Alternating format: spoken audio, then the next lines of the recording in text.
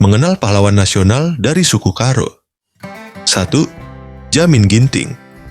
Letnan Jenderal Purnawirawan Jamin Ginting lahir di Desa Suka, Kecamatan Tigapanah, Kabupaten Karo, Sumatera Utara pada tanggal 12 Januari 1921.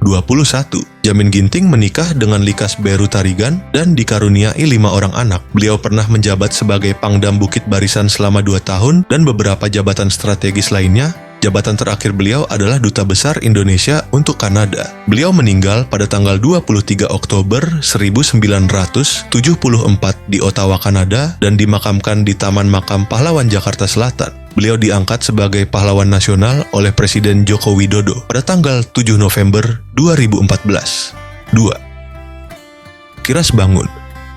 Kiras Bangun lahir di Batu Karang, Kabupaten Karo, Sumatera Utara pada tahun 1852.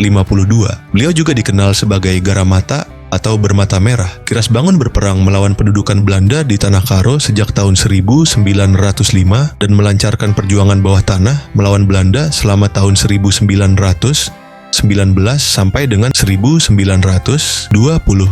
Kiras Bangun meninggal di Batu Karang pada tanggal 22 Oktober 1942. Beliau ditetapkan sebagai pahlawan nasional oleh Presiden Susilo Bambang Yudhoyono pada tanggal 7 November 2005